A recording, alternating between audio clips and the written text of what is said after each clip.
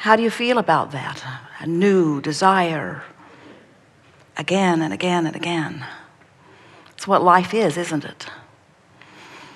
Those desires that continue to hatch within you, do you believe in your ability to receive them? When you do, those desires feel good, don't they? Do you ever have a desire? Do you hold any desires right now that you've been holding for so long they annoy you?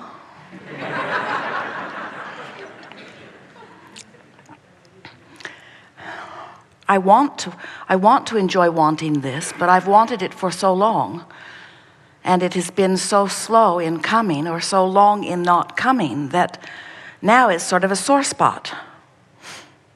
I don't want to run into that friend who's going to say, hey, how about that? Did it happen? So I've been avoiding that friend. Sorry I ever told that friend that I wanted that. Because that friend seems like an ever-present presence to remind me that I'm failing at this most important thing that I want. We're poking around at this with a stick to make it a little sore for you, because we want you by the end of this day to come round to feeling exhilaration about each and every so far yet unfulfilled, not yet manifested desire that you hold. We want you to feel good about those things you desire that have not come into your physical manifested experience. Because by the end of this gathering, we want you to understand why they have not come. And more important, we want you to know where to focus in order to allow them to come. But all of this is not for the purpose of helping you to manifest desires that are currently stubborn and slow in coming. The whole point of all of it is so that you can ease up on that tension that you feel in what isn't yet here. Because if you can figure out how to give yourself a break, how to ease up on the tension you feel for unfulfilled desires, if you can feel easier about things that you want that haven't come, or about things that you want, things that are currently in your experience that you want not, that you can't yet figure out how to get rid of, if you can come to this place where you feel ease, even though the manifestation has not yet caught up with the desire, then we will have done the work that we came here to do. Because we know that when you find a way of coming into alignment, which means letting go of tension, coming into alignment, which means lining up with ease, coming into alignment, which means letting go of regret, coming into alignment, which means finding self-love.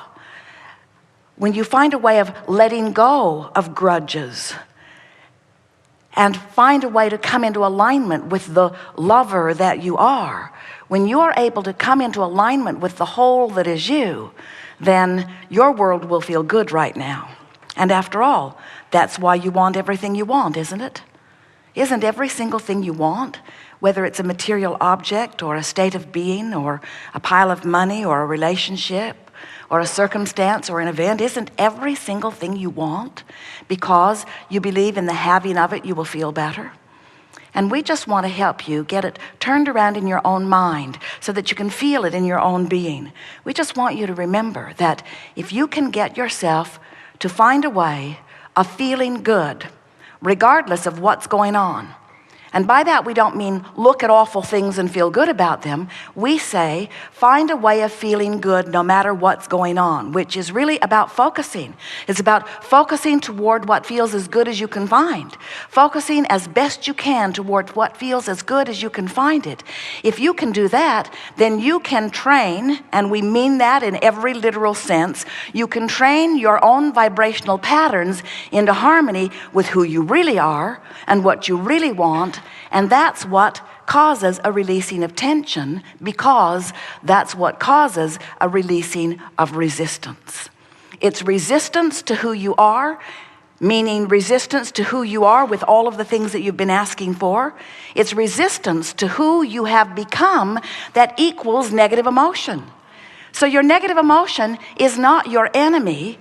Negative emotion is your very best friend, because your negative emotion is pointing right at your self-inflicted, and it is every time, self-inflicted resistance, which is the only thing that is holding you apart from who you really are and all of the things that you want.